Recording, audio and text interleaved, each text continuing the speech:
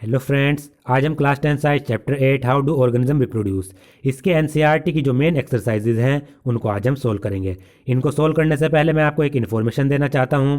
दोस्तों, मैंने biology portion में क्लास 10 साइंस में बायोलॉजी पोर्शन में जितनी भी एनसीईआरटी की टेक्स्ट एक्सरसाइजेज करा रही हैं और एनसीईआरटी की जो मेन एक्सरसाइजेज करा रहा हूँ उनके जो पीडीएफ हैं वो आपको उस वीडियो के डिस्क्रिप्शन बॉक्स में मिल जाएंगे।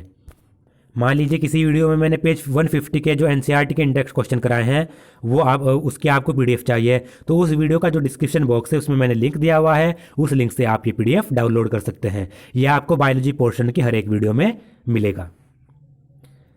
तो इसमें क्वेश्चन फर्स्ट है, asexual reproduction take place through budding इन।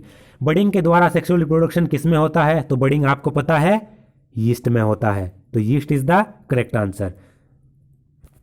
यीस्ट में क्या होता है? मान लीजिए ये यीस्ट है, इसमें यहाँ से प्लांट बॉडी से ये बड का फॉर्मेशन होने लगता है। पहले बड ये इससे अटैच होती है, प्लांट से ग्रो करती है, फिर बड यहाँ से डिटैच होगी, सोइल में गिर जाएगी। सोइल में गिरने के बाद नए नए उसमें यीस्ट में डेवलप हो जाएगी। तो yeast is the correct answer. Question 2, which of the following is not a part of the female reproductive system in human beings. Human beings का जो फीमेल रिप्रोडक्टिव सिस्टम होता है इनमें से कौन सा उसका पार्ट नहीं है? ओवरी फीमेल रिप्रोडक्टिव सिस्टम का पार्ट है, यूट्रस भी है, फेलोपियन ट्यूब भी है। वास्ट डिफरेंस नहीं है क्योंकि ये मेल रिप्रोडक्टिव सिस्टम का पार्ट है। तो सी इज द करेक्ट आंसर। सी यहां पर दिया गया है vast difference. Question number 3, the anther contents. Anther में क्या पाए जाते हैं? तो एंथर में आपको पता है पोलन ग्रेन्स पाए जाते हैं, तो सिंपल है, D is the correct answer. Question 4, what are the advantage of sexual reproduction over asexual reproduction. Sexual reproduction का असेक्सुअल रिप्रोडक्शन के ऊपर क्या एडवांटेज है ये हमें बताना है। तो यहाँ पर एडवांटेज दिए गए हैं। तो सबसे मेन एडवांटेज क्या है? सेक्सुअल रिप्रोडक्शन में वेरिएशंस आते हैं, क्योंकि असेक्सुअल रिप्रोडक्शन में एक ही पेरेंट इन्वॉल्व होता है तो उसमें वेरिएशन नहीं होते इतने। लेकिन सेक्सुअल रिप्रोडक्शन में 2 डिफरेंट पेरेंट इन्वॉल्व होते हैं, उसके कारण प्रोजेनी में वेरिएशन आते हैं। ये मेन डिफरेंस है। तो और जो वेरिएशन होते हैं वो आपको पता है सर्वाइवल में हेल्प करते हैं। तो वेरिएशन की मदद से जो सेक्सुअल रिप्रोडक्शन है वो किसी भी पॉपुलेशन के सर्वाइवल में मदद करता है। दूसरा, सेक्सुअल रिप्रोडक्शन से जो नया इंडिविजुअल बनता है उसमें दोनों पेरेंट की कैरेक्टरिस्टिक होती हैं। सेक्सुअल रिप्रोडक्शन में 2 पेरेंट होंगे, ये मेल गेमिट बना, मान लीजिए ये फीमेल गेमिट बना, फ्यूज होकर ये जाइगोट बना लेते हैं, ऑफस्प्रिंग बना लेते हैं। तो इस ऑफस्प्रिंग में मेल के भी कैरेक्टर आएंगे, फीमेल के भी कैरेक्टर आएंगे बराबर मात्रा में। थर्ड इसका पार्ट है, जो सेक्सुअल रिप्रोडक्शन होता है उसके जो वेरिएशंस होते हैं वो ज़्यादा वायबल होते हैं। वायबल का मतलब है वो ज़्यादा फंक्शन में आते हैं, जबकि जो असेक्सुअल रिप्रोडक्शन है उसके जो वेरिएशन होते हैं उनका फंक्शन इतना नहीं होता। ऐसा इसलिए क्योंकि जो असेक्सुअल रिप्रोडक्शन होता है वो असेक्सुअल रिप्रोडक्शन आपको पता है ज़्यादातर यूनिसेलुलर ऑर्गेनिज्म में होता है, तो उसमें जो डीएनए होता है उसमें उसको इनहेरिटेड सेलुलर एपरेटस में ही फंक्शन करना पड़ता है, क्योंकि वही डीएनए एक ऑर्गेनिज्म से दूसरे ऑर्गेनिज्म में जाता है, क्योंकि एक पेरेंट से ही दूसरा ऑफस्प्रिंग बनेगा सिंगल पेरेंट से, तो वही डीएनए ट्रांसफर होगा बिना चेंज के। थोड़ा बहुत चेंज आता है तो उसके जो वेरिएशन होंगे वो इतने वायबल नहीं होते। जबकि सेक्सुअल रिप्रोडक्शन में क्या होता है, जो डीएनए बनता है ऑफस्प्रिंग में उसमें 2 डिफरेंट पेरेंट की कैरेक्टरिस्टिक होती हैं, तो वो उसके जो वेरिएशन होंगे ज़्यादा फंक्शनल होंगे। Question 5, what are the function performed by the testis in human beings. Human being में टेस्टिस का क्या रोल होता है? तो जो टेस्टिस होते हैं मेल रिप्रोडक्टिव ऑर्गन्स होते हैं। जो ह्यूमन बीइंग्स में एब्डोमिनल कैविटी के बाहर एक पाउच होता है जिसको स्क्रोटम कहते हैं, उस स्क्रोटम में टेस्टिस प्रेजेंट होते हैं। अब टेस्टिस के फंक्शन क्या क्या हैं? एक तो टेस्टिस स्पर्म प्रोड्यूस करता है, दूसरा टेस्टिस एक हार्मोन प्रोड्यूस करता है जिसको टेस्टोस्टेरोन कहते हैं, जो बॉयज़ में सेकेंडरी सेक्सुअल कैरेक्टर्स को कैरी आउट करता है। सेकेंडरी सेक्सुअल कैरेक्टर्स जैसे दाढ़ी आना, मूछें आना, बॉडी पे हेयर का ग्रो हो जाना, आर्म पिट में हेयर का ग्रो हो जाना, तो ये भी टेस्टोस्टेरोन की मदद से होते हैं। अब question 6, why does menstruation occur. Menstruation क्यों होता है? Menstruation is a process in which blood and mucus flows out every month through the vagina. Human females जो होती हैं उनमें मेंस्ट्रुएशन एक प्रोसेस होता है जिसमें वेजाइना के थ्रू ब्लड और म्यूकस हर महीने फ्लो आउट हो जाता है। This process occurs every month because one egg is released from the ovary every month, and at the same time the uterus womb prepares itself to receive the fertilized egg. ये process इसलिए होता है क्योंकि human females में जो egg होता है वो हर महीने ओवरी के अंदर रिलीज होता है। साथ ही साथ ह्यूमन फीमेल में जो यूट्रस होगा, वोम्ब होगा, वो भी हर महीने एक फर्टिलाइज एग को रिसीव करने के लिए अपने आप को प्रिपेयर करता है। तो जब फर्टिलाइजेशन नहीं होता ह्यूमन फीमेल्स में, तो यूट्रस की जो एंडोमेट्रियम लाइनिंग होती है, यूट्रस की जो एंडोमेट्रियम वाली वॉल होती है, वॉल की लाइनिंग, तो वो एंडोमेट्रियम ब्रेक डाउन हो जाती है। ब्रेक डाउन होने के कारण जो ब्लड और म्यूकस होता है वो वजाइना के थ्रू बाहर निकल जाता है। ह्यूमन फीमेल्स में अगर फर्टिलाइजेशन हो जाए एग का, तब तो मेंस्ट्रुएशन रुक जाता है, क्योंकि यूट्रस की जो एंडोमेट्रियम है वो टूटती नहीं, ब्रेक डाउन नहीं होती। जबकि अगर फर्टिलाइजेशन ना हो तो यूट्रस जो होता है उसकी एंडोमेट्रियम ब्रेक डाउन हो जाती है और ब्लड और म्यूकस वजाइना के थ्रू बाहर निकल जाता है। यही मेंस्ट्रुएशन कहलाता है। Thus the inner lining of the uterus gets thickened and is supplied with the blood to nourish the embryo. तो हर महीने क्या होता है, यूट्रस की जो इनर लाइनिंग होती है वो हर महीने थिक हो जाती है और एम्ब्रियो को नरिशमेंट कराने के लिए उसको ब्लड सप्लाई किया जाता है। If the egg does not get fertilize then the lining of the uterus break down slowly and get release in the form of blood and mucus from the vagina. अगर egg human female में fertilize ना हो तो uterus की जो inner lining होती है वो ब्रेक डाउन हो जाती है धीरे धीरे, और जो ब्लड और म्यूकस है वो वेजिना के थ्रू रिलीज हो जाता है। Question 7, draw a level diagram of the longitudinal section of a flower. Flower का हमें एक डायग्राम बनाना है वेल लेवल्ड। तो ये फ्लावर का डायग्राम है।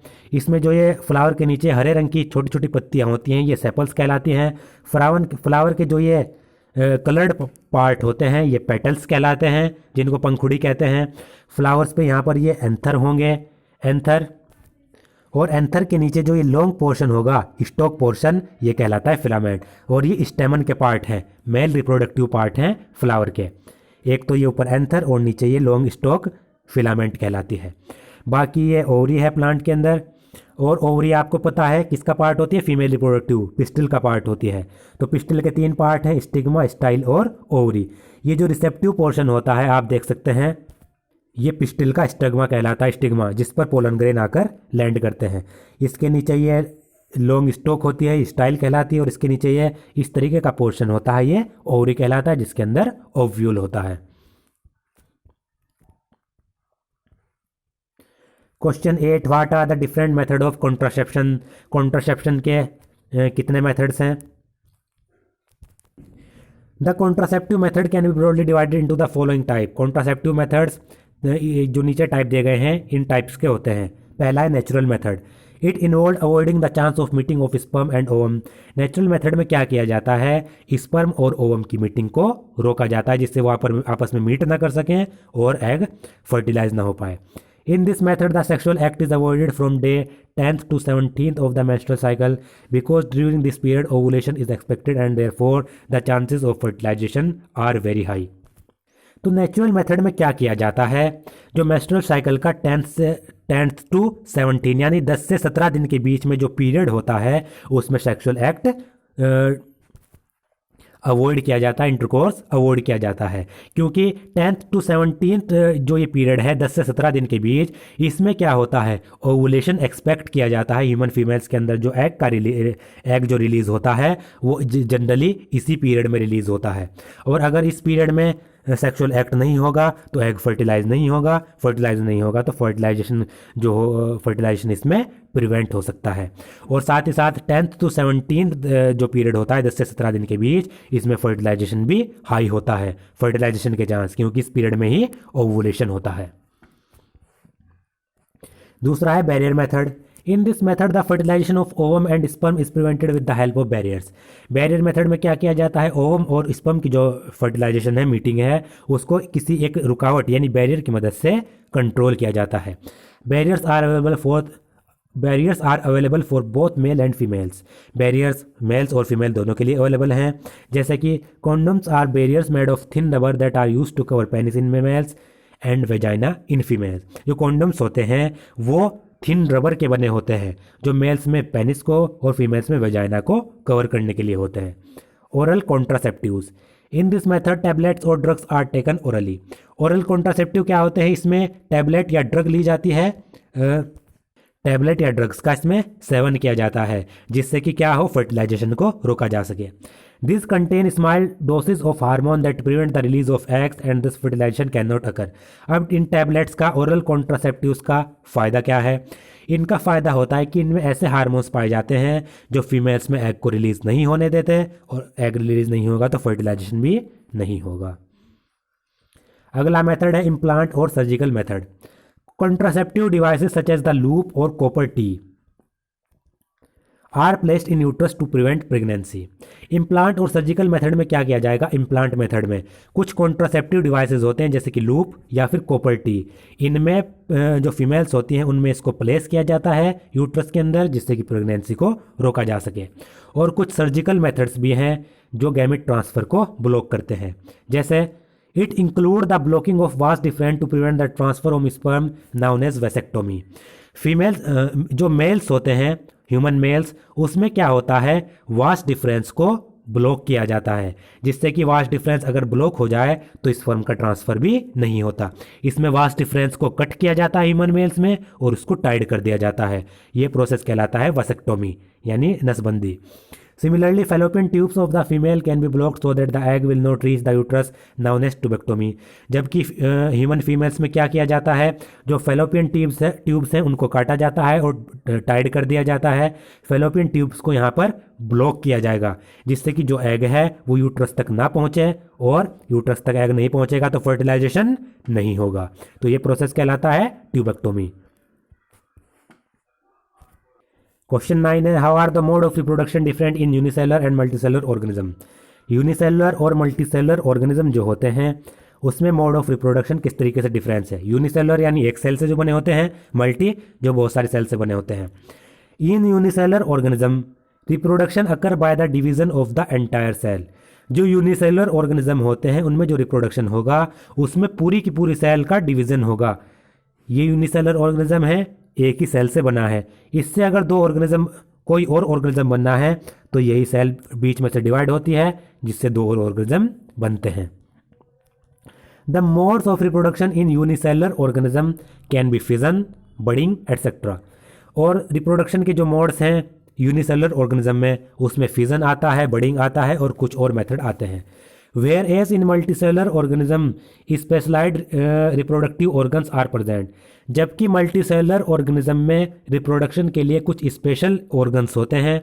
Therefore they can reproduce by complex reproductive method such as vegetative propagation, spore formation etcetera.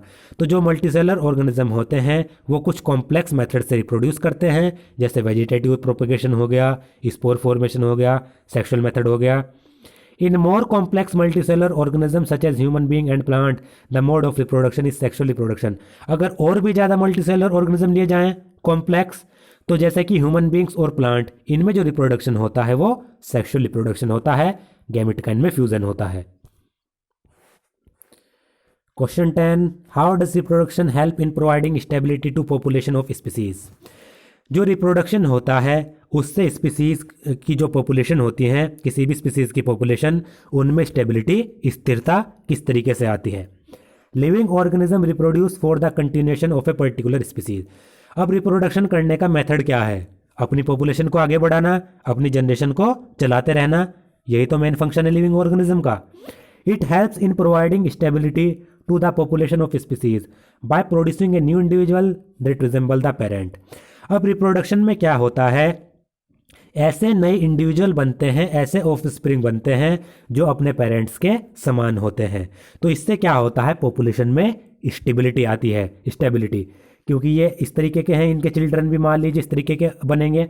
मान लीजिए ह्यूमन पॉपुलेशन है, ह्यूमन पॉपुलेशन अपने जैसे ही जो चिल्ड्रन हैं वो प्रोड्यूस करते हैं, तो उससे क्या आती है, पॉपुलेशन में स्टेबिलिटी आती है। अगर सब चीज़ एक जैसी होगी तो स्टेबल होगी वो। This is the reason why cat give birth to only cat और dogs give birth to only dogs. यही कारण है कि जो कैट है वो कैट को ही जन्म देती है, डॉग्स को ही जन्म देती है, देते हैं। क्योंकि ऐसा क्यों? क्योंकि उनको पॉपुलेशन में स्टेबिलिटी लानी है अपने जैसे इंडिविजुअल प्रोड्यूस करके। Therefore reproduction provide stability to population of dog और कैट और एनी अदर स्पीसीज। तो जो रिप्रोडक्शन है वो किसी भी स्पीसीज़ की जो पॉपुलेशन होती है उसमें स्टेबिलिटी प्रोवाइड करता है। What could be the reason for adopting contraceptive methods, जो गर्भ निरोधक जो मेथड हैं उनको अडॉप्ट करने के क्या रीज़न हो सकते हैं। Contraceptive method are mainly adopted because of the following reason. Contraceptive methods इन रीज़न के कारण अडोप्ट किए जाते हैं। पहला, अनवांटेड प्रेगनेंसी से बचना। किसी चिल्ड्रन की आवश्यकता नहीं है, वो चिल्ड्रन उनको किसी भी मतलब कपल को प्रोड्यूस नहीं करना है, तो उस प्रेगनेंसी से बचने के लिए कॉन्ट्रासेप्टिव मेथड से अपनाए जाते हैं। टू कंट्रोल पॉपुलेशन राइज और बर्थ रेट को कंट्रोल करने के लिए, पॉपुलेशन को कंट्रोल करने के लिए भी यूज़ किए जाते हैं। To prevent the transfer of sexually transmitted disease, जो सेक्सुअली ट्रांसमिटेड डिजीज़ होती हैं, जो सेक्सुअल एक्ट से एक पीपल से दूसरे पीपल में ट्रांसफ़र होती हैं, उनको प्रिवेंट करने के लिए भी कॉन्ट्रासेप्टिव मेथड्स यूज़ किए जाते हैं।